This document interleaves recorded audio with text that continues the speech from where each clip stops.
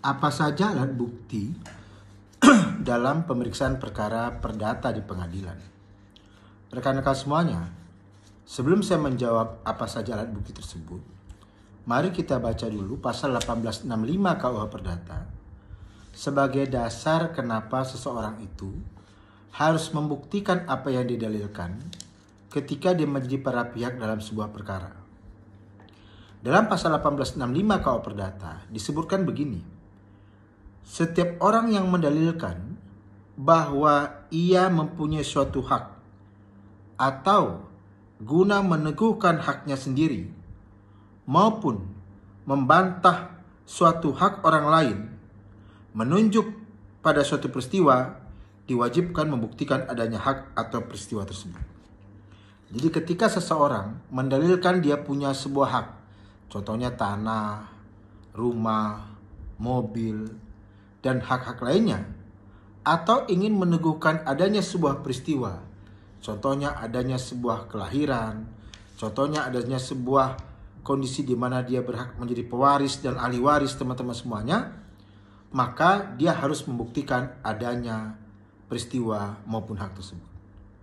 Nah, untuk membuktikan adanya hak atau peristiwa tersebut, barulah kita masuk bahwa dalam pemeriksaan perkara perdata pada umumnya ada 5 alat bukti.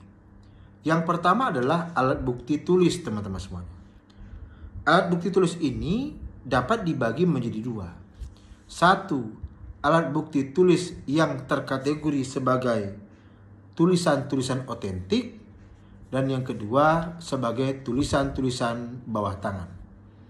Untuk tahu apa itu otentik, mari kita baca pada pasal 1868 KUH Perdata, yaitu suatu akta yang di dalam bentuk yang ditentukan oleh undang-undang dibuat oleh atau di hadapan pegawai-pegawai umum yang berkuasa untuk itu di tempat di mana akta dibuatnya. Nah, selain yang memenuhi 3 unsur tadi dikategorikan sebagai surat-surat atau tulisan di bawah tangan. Yang kedua adalah alat bukti saksi atau bukti dengan saksi. Tentunya di sini yang ingin didengarkan adalah keterangan dari saksi tersebut. Dan saksi itu adalah orang yang melihat, mendengar, menyaksikan secara langsung. Kalau dia hanya mendengar atau mengetahuinya dari apa yang diceritakan orang lain padanya, maka itu tergolong sebagai testimonium de auditu, tidak disamakan dengan keterangan saksi. Yang ketiga, persangkaan. Yang keempat, pengakuan. Dan yang kelima, sumpah. Jadi ada 5 alat bukti dalam pemeriksaan perkara perdata pada umumnya. 1, bukti tulisan. 2, bukti dengan saksi-saksi.